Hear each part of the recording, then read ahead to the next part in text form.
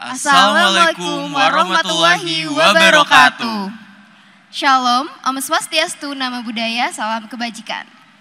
Selamat pagi, Atrium Pondok Indah Mall 3. Selamat datang di Center Stage Jakarta Fashion Week 2025. Perkenalkan, saya Haikal. Dan saya Abel.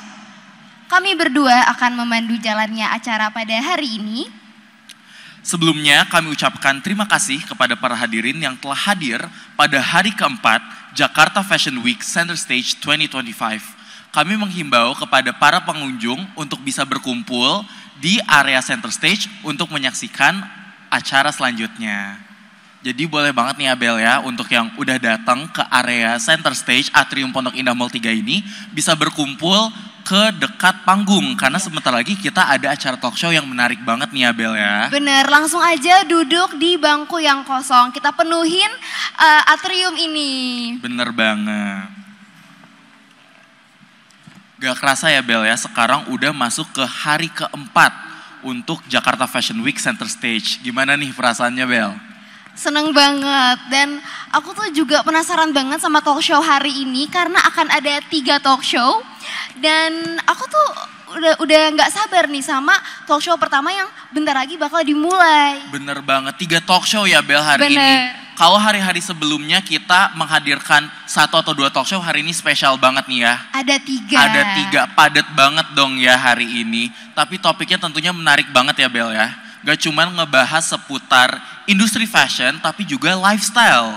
Betul, kita bakalan bahas pola makan. Wah, menarik banget tuh. Kalau diingat-ingat, di hari pertama kita tuh udah ngebahas demo berkain ya, kalau nggak salah. Terus dilanjut dengan pembahasan sustainable fashion, scale up fashion business, sampai ke brand storytelling.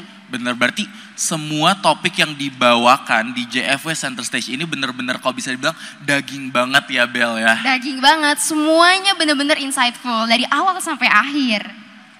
Nah kalau gitu dari kemarin kan topiknya udah selalu menarik ya. Hari ini ada apa nih Bel? Boleh di-spill gak?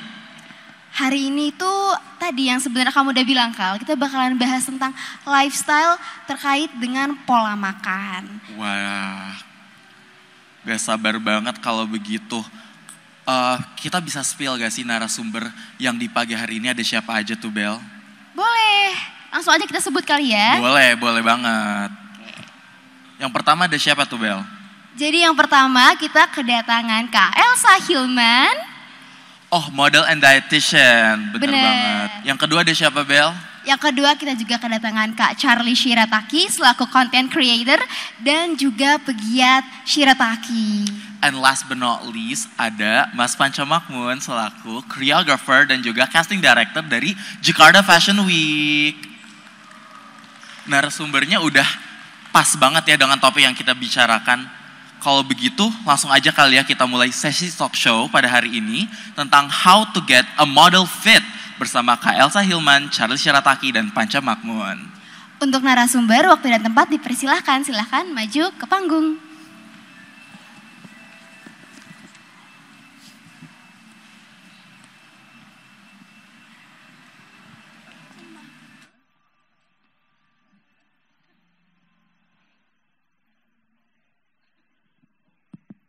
Teman-teman, sebelum kita mulai, kita kasih tepuk tangan yang meriah dulu dong untuk narasumber kita hari ini. Kalau sekarang nih, kita kan tadi udah bilang kalau mau bahas tentang pola makan. Mungkin enaknya kita mulai dari Kak Elsa dulu kali ya. Aku duduk dulu deh. Oke. Halo Kak Elsa. Halo Abel, apa kabar? Morning. Baik. Oke, kalau dari Kak Elsa sendiri nih ya, aku kan dengar-dengar Kak Elsa ini juga dulunya itu model ya kan? Lagi hiatus habis lahiran soalnya. Oh, habis lahiran. Jadi belum balik lagi, cuman ya dulunya model betul. Ini sama Mas Panca the legend, dari awal karir aku ketemu Mas Panca. Berarti model di JFW juga ya Kak? Iya sempat waktu itu casting kedua aku JFW itu ketemu sama Mas Panca, terus Mas Panca juga aku ingat banget tahun berapa ya 2016 kalau nggak salah. Mas Panca juga kayak ngasih tahu aku jalan yang lagi tren saat itu tuh gimana sih. Aku di ruang audisi kayak bolak-balik gitu. Ayo kamu harus gini, jalannya harus gini gitu. Diajarin sama Mas Panca. Aku masih ingat buat sampai sekarang. I'm so grateful. Thank you.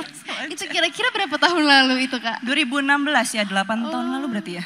Udah lumayan lama juga ya Kak ya. Keren banget tapi Kak Elsa sekarang bisa balik lagi ke JFW di center stage-nya dan bisa bagi pengalaman Kak Elsa. Thank you. Terima kasih kesempatannya. Mungkin kita langsung aja ke topiknya kali ya Kak. Okay. Aku kan pernah dengar nih terkait dengan mitos dan fakta di dunia permodelan. Bahkan aku tuh pernah dengar mitos terkait dengan model makan tisu. Langsung berat ya topiknya. Iya. Dan mungkin aku mau mengkonfirmasi aja kali ya Kakak Elsa.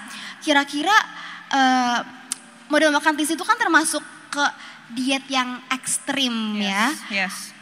Kalau dari Kak Elsa sendiri, menurut kakak tuh kenapa ya memang diet itu diet ekstrim tersebut memang sebaiknya tidak dilanjutkan, dan kira-kira kalau dari Kak Elsa mungkin bisa kasih saran atau misal kasih insight ke teman-teman gimana cara membangun pola makan yang sehat supaya bisa diterapkan sama model-model. Jadi model-model tahu nih gimana cara punya pola makan yang baik gitu Kak. Oke, ini berarti ada 3 pertanyaan ya terkait diet ekstrim, terus yang makan tisu tadi ya?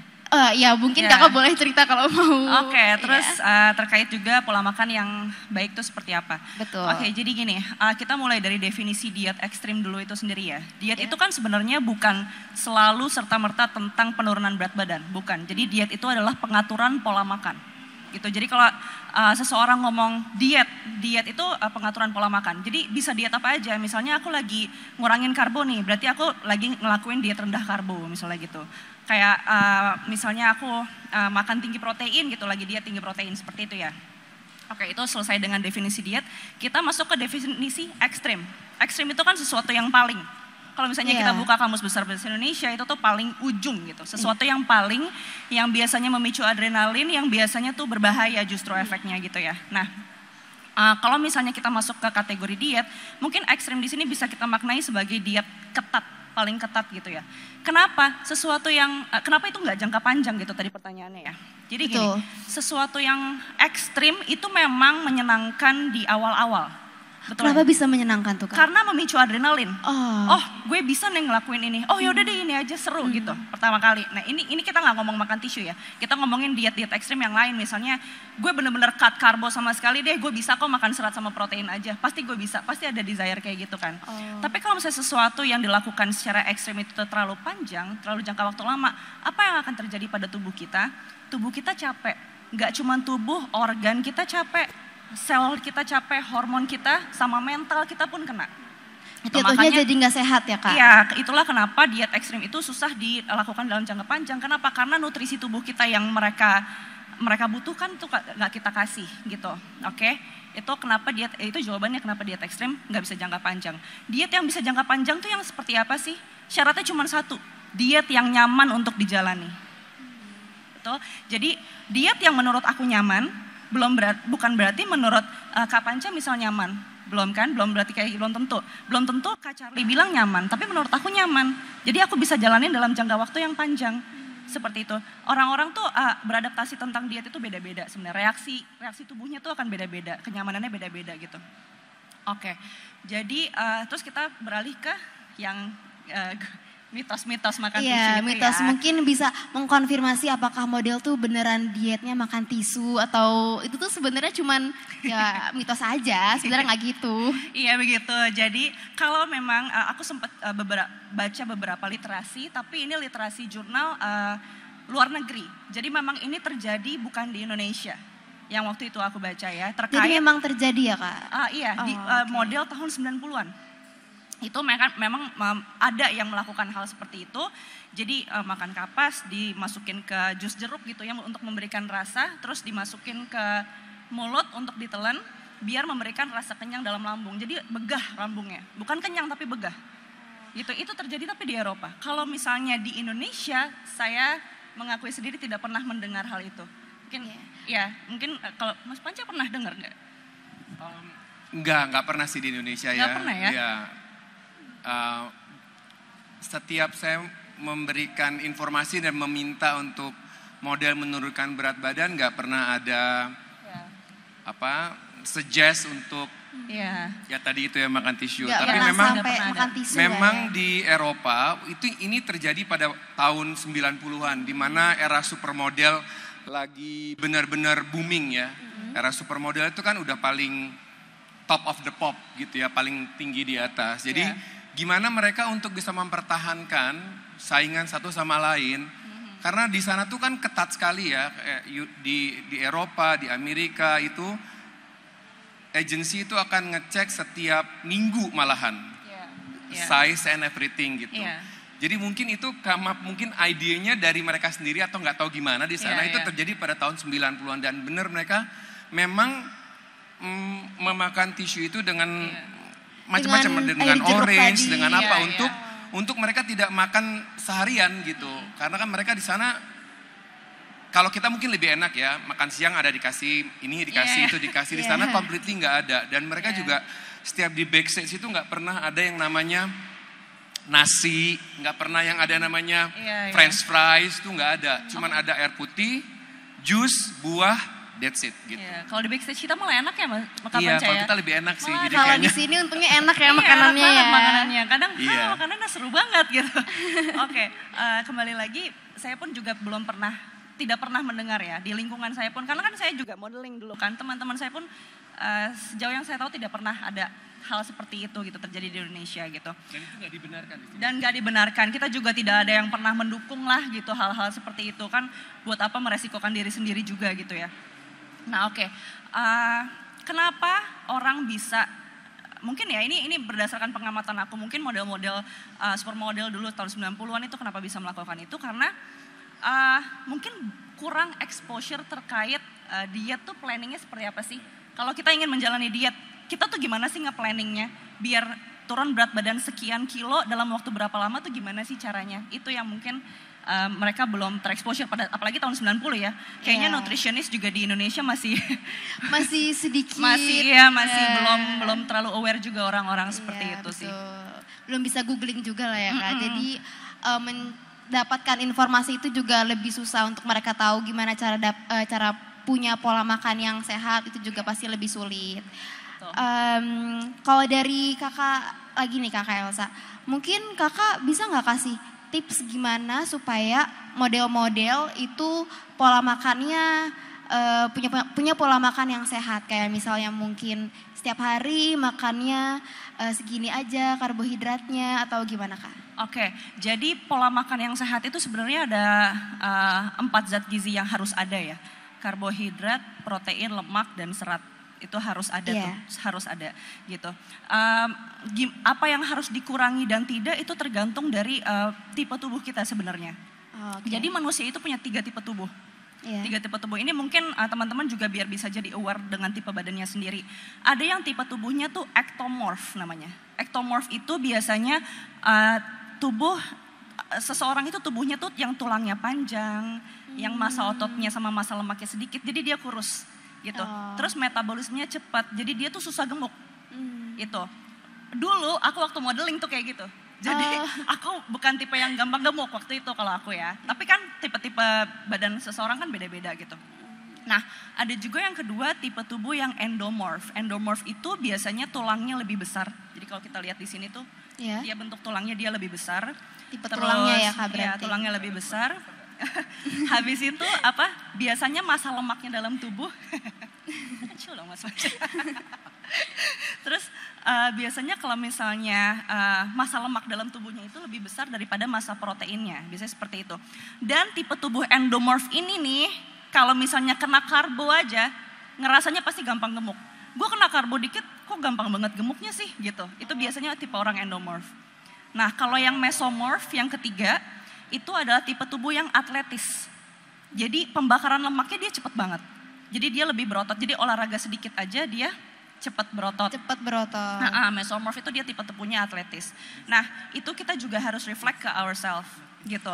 Karena misalnya nih ternyata aku makan sebanyak apapun masih oke-oke aja nih. Tapi kan teman aku ternyata kalau misalnya makan karbo dikit dia naik.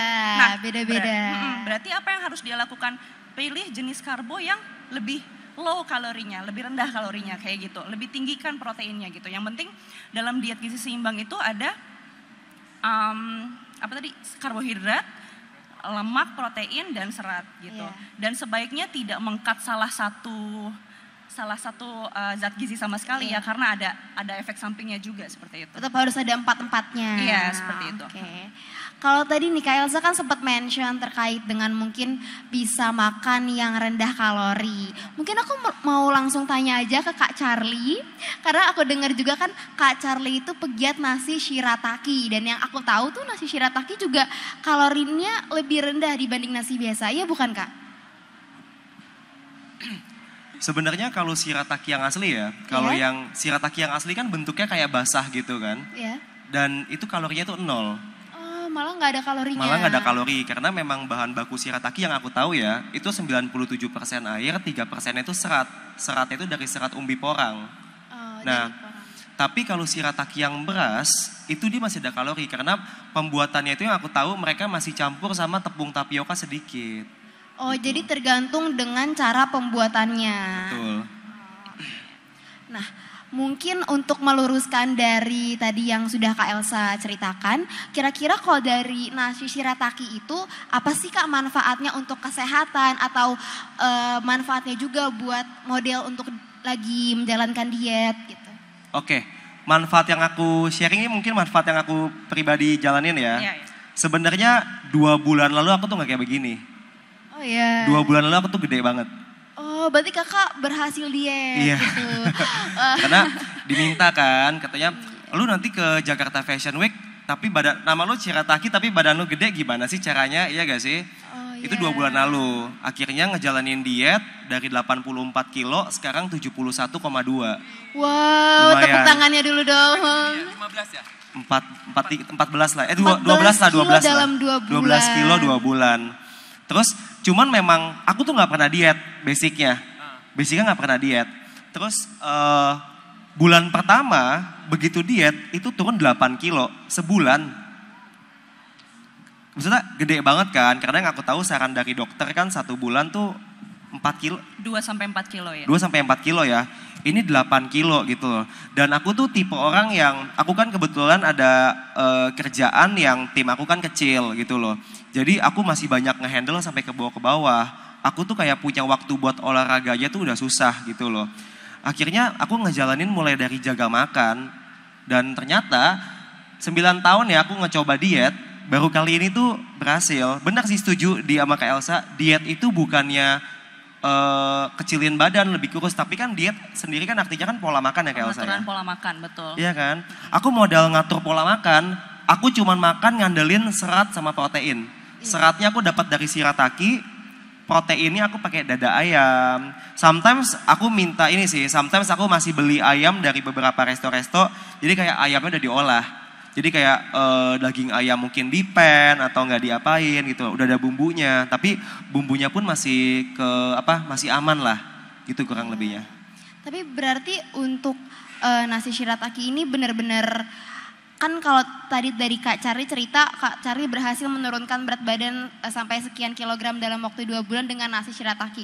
Tapi kalau untuk kesehatan sendiri berarti itu memang nggak apa-apa gitu ya Kak dengan kalau menggunakan nasi shirataki itu. Kalau kesehatan sih nggak apa-apa ya, karena yang aku tahu juga tuh shirataki sebenarnya udah makanan tradisional di Jepang dari abad ke-6. Udah 1000 tahun lebih kan shirataki. Cuman shirataki tuh konsepnya kayak pasta sebenarnya. Gimana tuh Kak? Bahan bakunya sama. Bukan, maksudnya shirataki konsepnya kayak pasta, dia itu kan bahannya kayak adonan jelly kan. Mungkin kalau teman-teman di sini tahu produk Nutrijel kali ya. Dia tuh pakai serat umbi porang. Nutrijel itu kan emang untuk umbi porang tuh ataupun Oki Jelly Drink. Nah, dia juga pakai serat umbi porang kan. Nah, ini kalau shirataki seratnya doang, nggak dikasih gula. Makanya shirataki kan kayak jelly banget kan. Kenyal-kenyal terus kayak jelly banget. Jadi nasi shirataki itu jelly yang berbentuk nasi. Mie shirataki ya jelly yang berbentuk mie. Makanya shirataki yang asli tuh warnanya kan bening-bening kayak jelly, emang jelly. Iya. Cuman aku nggak doyan basicnya. Aku nggak doyan kalau makan 100%. Aku ngikutin caranya si Hokben. Campur sama nasi putih, kalau nggak campur sama nasi merah. Oke. Lo tuh kalau dicampur biar lebih apa Kak? Lebih enak rasanya atau Sebenarnya aku nggak sengaja, aku kan lagi iseng aja waktu itu. Tahun lalu lagi di acara Fashion Week juga waktu itu, Jakarta Fashion Week oke. juga. Aku coba campur-campur aja gitu kan. Aku campur sama brown rice, aku campur sama black rice, dan aku campur sama nasi merah karena nasi merah ini kan orang tahu ya. Lu kalau makan nasi merah kenapa diabetes, iya kan? Pasti kayak gitu. Cuman nasi merah itu nggak enak, perak gitu loh. Nah, shirataki itu terlalu kayak jelly. Akhirnya aku campur kan, itu enak banget jadi kayak nasi Thailand rasanya. Nah, itu adalah diet yang nyaman untuk dijalani. Oh, Kak iya. Charlie Benar. nemuin sendiri caranya gimana nyaman, tetap makan enak ya, gitu. Berhasil Karena- jadinya. Bonusnya Langsing. Aku jujur ya, aku kan juga ngebaca beritanya si Song Hye Kyo tahun lalu kan. Iya. Katanya Song Hye Kyo diet turun 17 kilo 2 Oh bulan. iya, untuk filmnya kan ya. Untuk film iya. The Glory waktu itu kan. Terus aku bilang, dia aja bisa, kok gua enggak gitu kan. Jadi Akhirnya motivasi. Cuman jujur ya Kak Panca sama Kak Elsa, aku tuh nggak punya tujuan itu mau turun berapa kilo tuh nggak ada awalnya. Jadi kayak udah deh konsisten aja. Nah jadi itu modal konsisten. Konsisten sama nyaman ya Kak Elsa ya. Betul, konsisten nyaman. Konsisten nyaman karena aku itu tipe Lisa, lidah desa. Nggak bisa nggak makan nasi, tahu gak sih? Terus aku nggak bisa kalau makan nasi itu cuma sedikit. Nggak bisa, pengen makan nasi itu yang kayak 1 cup, 150 gram ya kan. Terus banyak makan nasinya. Jadi aku tipe orang yang kalau nasinya udah habis, udah stop makan, nggak bisa. Gitu loh. Harus ada nasinya. Harus ada nasi. Oke. Apa ya? Kan pasti kan karena baru pertama kali start diet kan, pasti kan ada waktu-waktu awal-awal yang struggle banget ya. Betul. Itu manage-nya gimana? Kalau aku sih tahu manage gimana. Aku nih ya, minggu pertama itu minyak, aku pakai minyaknya itu air putih. Minyaknya Jadi diganti gini, jadi air Numisnya putih. ya, numisnya pakai air Itu Jadi gimana aku tuh, tumisnya Kak? pakai air putih. Misalkan aku tuh anaknya telur banget ya, nggak bisa makan kalau nggak ada telur juga. Nah, aku goreng telur itu pakai pan, tapi aku nggak kasih minyak, aku kasihnya tuh air putih. Bisa, cuman ya oke sih. Udah gitu daging ayam Iya. sama kurang lebih 150 gram. Aku juga pakai air putih, aku masukin airnya dikit, kalau udah mulai kering dikit lagi. Udah, aku ganti. Yang penting cabe wajib, ya kan? Cabe direbus sama bawang merah, bawang putih bawang merah deh, diulek. Udah gitu taruh kulkas, direbus diulek kan, nggak pakai minyak tuh. Itu wajib. Kalau nggak pedas tuh aneh, nggak ada rasa kan. Udah seminggu makan kayak gitu, pagi siang malam. Modar juga ya. Kayak gini-gini bisa bohot nih kayak begini nih. Nggak bisa kayak gini kan. Akhirnya udah aku mulai beli lauk di catering gitulah. Iya. Aku ada catering, jadi minta mereka siapin lauknya aja untuk protein. Karena kalau misalkan fibernya kan aku udah dapet kan. Dan aku belajar gitu loh. Yang penting tuh fiber sama protein sih, Kak Elsa, bener ya? Betul, karena dua-duanya bikin kita merasa kenyang lebih lama. Dan bener gak sih Kak Elsa, ternyata tuh fiber, aku kan banyak yang bilang nih katanya shirataki tuh bikin kenyang gitu loh.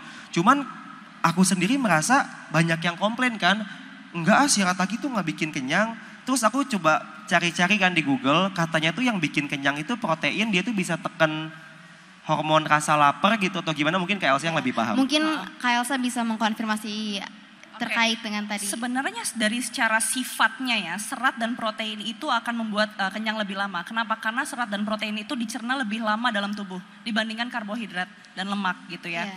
Karena kalau misalnya kita makan aja nih, baru masuk mulut, itu enzim yang ada dalam mulut kita itu untuk memecah karbohidrat dan lemak. Memang mereka berdua dulu yang dipecah, baru serat dan protein seperti itu. Makanya kita bisa lebih kenyang lebih lama.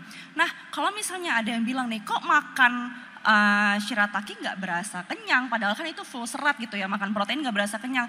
Kita juga harus evaluasi bagaimana kebiasaan makannya gitu. Kalau kita mungkin bisa coba nanti di rumah ya, pada saat kita makan kita benar-benar fokus sama makanan kita, atau kita sambil melakukan hal lain gitu. Proses makan itu nanti tuh lambung akan ngasih sinyal ke otak. Apakah gue udah kenyang, apakah gue masih setengah kenyang, itu akan dikasih sinyal ke otak. kita masih butuh makanan nih gitu. Nanti otak akan, oh iya berarti masih harus ada kegiatan makan. Tapi kalau misalnya kita makan sambil nonton YouTube misalnya, atau sambil nonton drakor gitu ya, itu otak kita tidak akan fokus menerima sinyal dari lambung gitu. Karena otak juga harus menerima sinyal dari mata. Matanya lagi lihat apa sih, dia harus translate, dia harus kasih tahu kita. Ini orang nih lagi ngomongin, ini lagi cinta-cintaan misalnya di drakor gitu ya. Karena otaknya nggak fokus nerima sinyal dari lambung, makanya dia jadinya setengah kenyang setengah enggak. Kalau misalnya kita makan tuh nggak sambil, nggak fokus gitu loh. Itu juga harus dievaluasi gitu. Karena pada sifat bahan makanannya sendiri memang bikin kenyang lebih lama. Jadi memang gitu. harus dievaluasi lagi. Nah mungkin dari tadi kan kita udah ngomongin terkait dengan diet, pola makan yang sehat. Nah sekarang aku mungkin mau nanya ke Mas Panca nih. Ada nggak sih Mas general requirement untuk model-model Jakarta Fashion Week? Kayak apakah para model ini juga harus menjalani diet khusus tertentu? Yang udah pasti kalau untuk seorang model yang jalan di Jakarta Fashion Week itu memang kita ada requirement tertentu ya. Karena kan at the end of the day kita harus ngikutin sizing dari international model di seluruh dunia gitu ya. Size yang sebenarnya paling perfect itu adalah hips tuh mesti 88 sampai 89. Hipsnya 88 sampai 89. Ya. Terus udah gitu lingkar pinggangnya tuh mesti 60. Lingkar pinggang 60. 59 sampai 60. Ya. Shoulder itu mesti ukurannya kayak 88 gitu. Ya. Terus leher juga mesti tinggi kalau model, kaki juga mesti panjang, tangan juga ya. Pokoknya serba panjang-panjang. Tapi di Indonesia itu kadang-kadang desainer itu suka bikinkan baju berbeda-beda ya. Kalau desainer luar negeri itu dia bikin untuk model, habis itu kalau ada orang yang mau beli ya dia punya size-nya lagi sendiri. Tapi kalau di Indonesia desainer tuh suka bikin baju kadang-kadang mereka nggak mau rombak-rombak lagi, misalkan untuk customer, yang customer mungkin hipsnya lebih daripada 89. Jadi di Indonesia sendiri untuk di JFV, waktu itu akhirnya kita decide, ukuran hips ke 90 masih oke, karena di Indonesia masih bisa seorang model dengan ukuran hips yang 90. Standarnya berbeda dengan internasional nggak apa-apa. Agak sedikit berbeda, tapi kita berusaha untuk tidak lebih daripada 90 karena kan di JFV itu desainernya kan banyak banget ya. Gitu. Dan mereka selalu memacu dengan ukuran internasional. Benar. Lingkar pinggang itu kadang-kadang ada yang 62 gitu masih still oke gitu. Nanti kadang-kadang ada bahu yang nggak sama juga kan, lebarnya misalkan 89 gitu.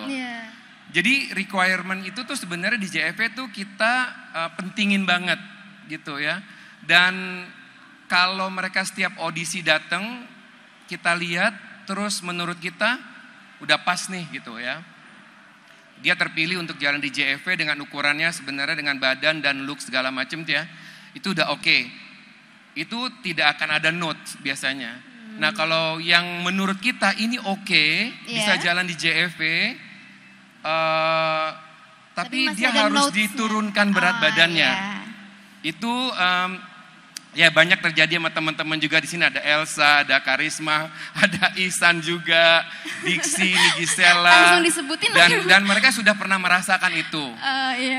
Jadi memang aku akan straight to the point, langsung bilang, kamu bisa nggak kurusin 6 kilo, kamu bisa nggak turusin 9 kilo, atau 8 kilo, atau 5 kilo gitu ya. Karena itu sebenarnya tuntutan di JFV. Aku nggak tahu kalau audition model di Fashion Week yang lain ya, tapi kalau di JFV memang harus seperti itu. Tapi itu tidak semua model akan ada note seperti itu. Tergantung juga sama modelnya. Tergantung dari. Tapi aku selalu bilang seperti Elsa bilang tadi, tolong cari cara diet yang cocok buat kamu.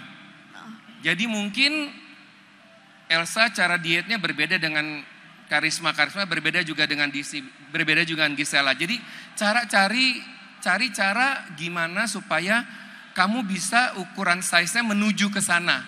Karena kan tinggi beda-beda ya. Benar, dan mungkin kalau untuk cara diet dari model juga sesuai yang dengan Kak Elsa bilang tadi ya, harus sesuai dengan kenyamanan masing-masing. Dan sebenarnya sih harusnya itu setiap audisi tuh kita nggak boleh ada kayak notes gitu ya. Sebenarnya kalau audisi show atau designer annual show atau JFW gitu misalkan atau di luar negeri itu mereka datang harus dengan size yang memang udah ada.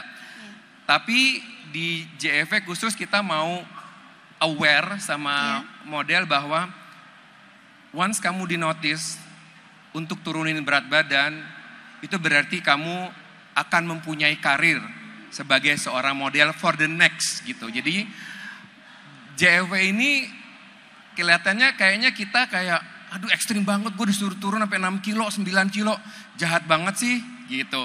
Tapi itu sebenarnya bukan kepentingannya buat kita, itu kepentingan juga buat model. After that, mereka bisa akan mendapatkan banyak sekali pekerjaan. Karena itu sebenarnya tuntutan juga dari desainer. Kadang-kadang desainer juga bilang, aduh Panca gimana ya modeling itu bisa gak dikurusin ya, ini bisa diginiin gak, bisa diginiin gak, bisa diginiin gak gitu. So jadi kadang-kadang itu juga dari permintaan desainer ya. Desainer. Terus kedua juga kita nggak pernah lihat dari looknya mereka gitu kan, looknya kan beda-beda. Ada yang kulitnya gelap, ada kulitnya terang, ada yang matanya sipit, matanya belok, hidungnya mancung atau nggak mancung, atau bibirnya tipis. Kita nggak lihat dari itunya, tapi kita lihat dari the character sama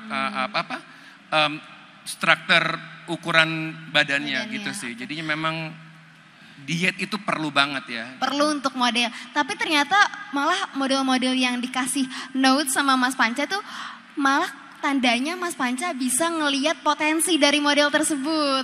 Nggak tahu gimana menurut kalian?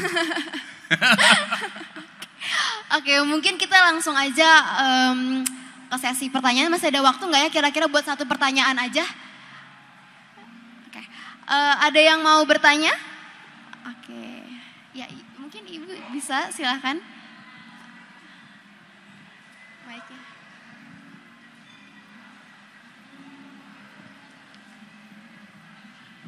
Assalamualaikum warahmatullahi wabarakatuh. Saya Desi dari channel Muslim. Saya mau bertanya kepada Mas Panca. Sebenarnya nasi merah dengan shirataki mana yang lebih efektif Mas untuk diet? Dan apakah shirataki ini sangat cocok untuk anak-anak dan usia berapa Mas kira-kira kalau cocoknya? Shirataki, untuk shirataki itu apakah cocok untuk anak-anak dan di usia berapa? Mungkin pertanyaannya bisa dijawab sama Kak Charlie kali ya, karena kan Kak Charlie lebih... Sama satu lagi, beras merah dengan shirataki mana yang lebih efektif menurut Mas Charlie untuk diet? Terima kasih. Oke, thank you Ibu pertanyaannya. Yosi boleh bantu visual presentation nggak Yos? Visual presentationnya mungkin sambil aku jawab. Oke, next aja, langsung next aja.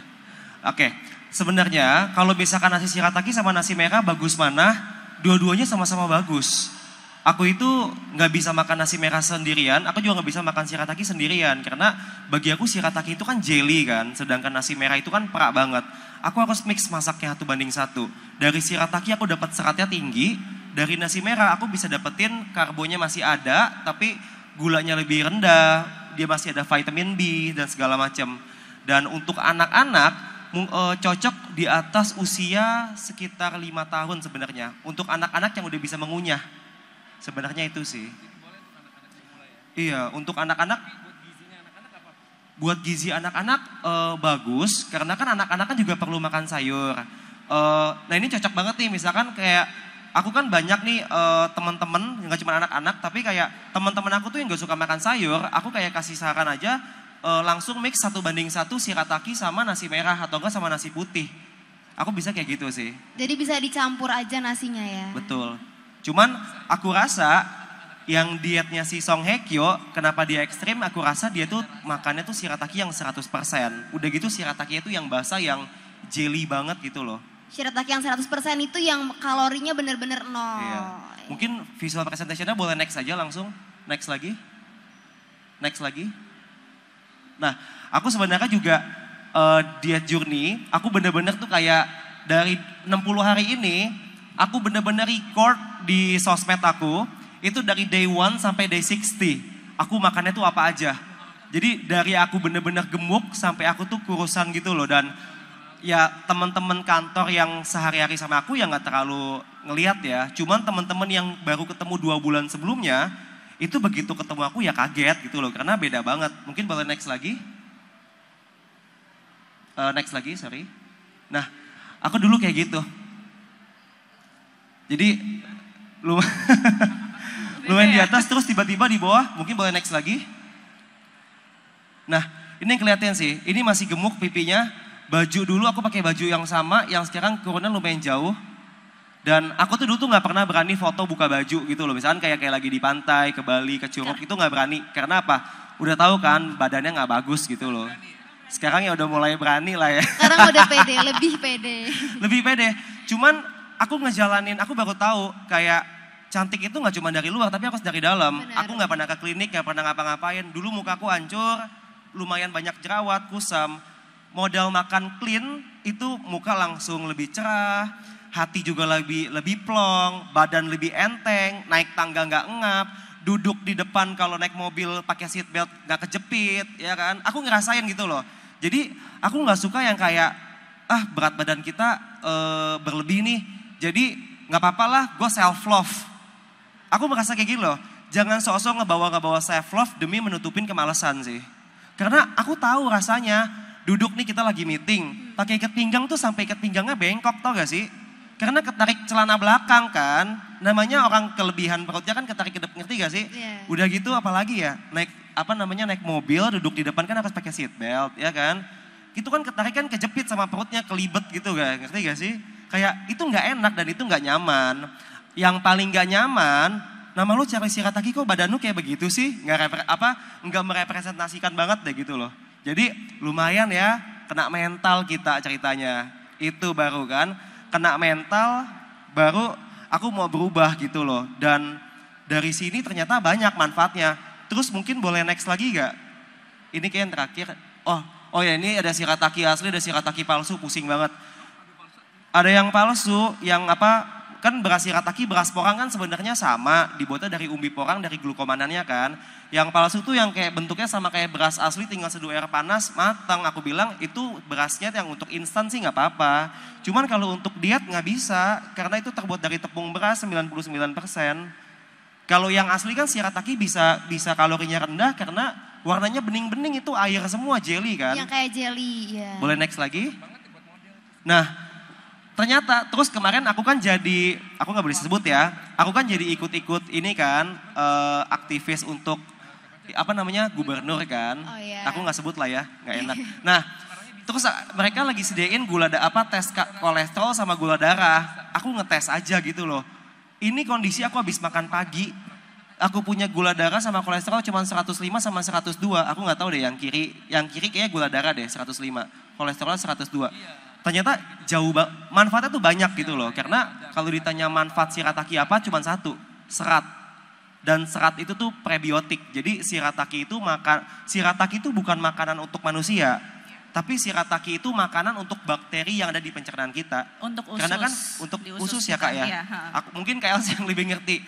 Aku juga baru belajar 2 bulan ini karena belajarin diet baru tahu ternyata protein tuh yang bikin kenyang. Jadi kalau makan protein sama Shirataki kenyang lebih lama. Iya betul. Jadi Mungkin kayak tadi gitu-gitu. mau ngebantu yang probiotik dan prebiotik Nah ya. itu gimana tuh Kak? Oke, mungkin sedikit aja kali ya probiotik Kak. itu memang bakteri baik dalam usus yang ngebantu Iya. usus untuk mencerna nutrisi yang kita konsumsi. Jadi kan kita udah makan sedemikian rupa, dipecah dari mulut ke lambung, ke pankreas, ke usus. Jadi yang kita konsumsi itu begitu alurnya. Nah nanti di usus akan diserap nutrisinya, nanti nutrisi itu akan dialirkan ke seluruh tubuh.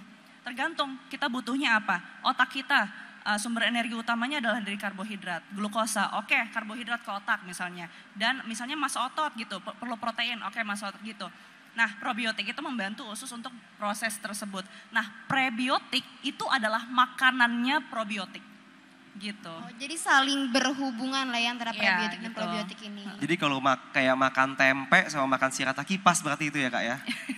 Probiotik sama prebiotik. Iya, karena iya betul. Oke.